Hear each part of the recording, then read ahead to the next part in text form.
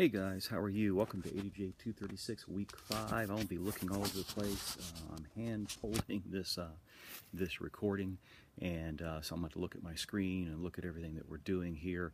But again, welcome to Week 5. I'm pretty high up in the mountains, as you can see. The valley down below, I can pan out to that, is about 93 degrees. It is about 74 degrees where I am right now. Week 5, let's take a look at that. Chapter I believe 5 and chapter 6, and I'll have to switch over to those. You also have your original post. I have a PowerPoint for chapter 5 and chapter 6, and also your homework questions that you'll need to do. So be sure to do all of those.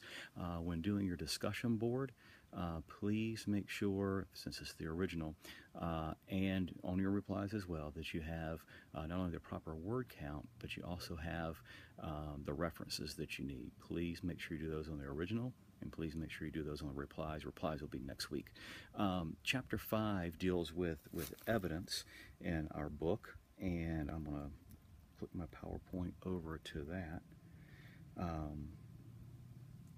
And we look at forensics and physical evidence, and I want to draw a distinction, and certainly you can take classes that specifically deal with CSI and specifically deal with forensics, but what I would like for you to do is take a look at CSI, crime scene investigations, responding to and collecting. Some agencies use police officers to do that, or sworn individuals, maybe the FBI. Other places have civilians that do that, but typically when I think of CSI, I think of crime scene investigations. When I think of forensics, I think of the lab where once it's collected, the CSI is collected, they send it to the lab. I'm itching a little bit because there's some bugs or something biting my ankles. I don't think it's a snake. That's a good thing. Let's look at one particular principle, and it shows us why we need to be so careful in a crime scene. When I'm looking at a suspect brings stuff to the crime scene. It might be their skin cells, it might be sweat that has DNA on it, it might be fingerprints, it might be footprints, it might be something that was on those footprints, and they take stuff away. It might be that they got something on them when they left. It might be a hair fiber. It might be the suspect's or the victim's blood. Many different things. So we bring something to the crime scene, take something away from the crime scene.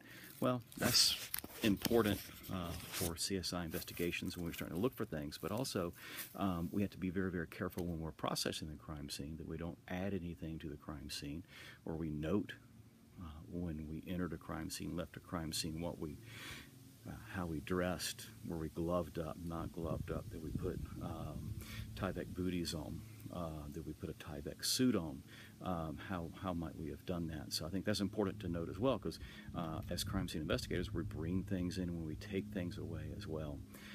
Keep in mind that crime scene investigations are done for typically criminal investigations, and that we have to have proper documentation, proper note-taking, so we document, photograph, draw where we found a particular item, then we put those in proper packages. Every type of evidence has a proper package so it can be processed.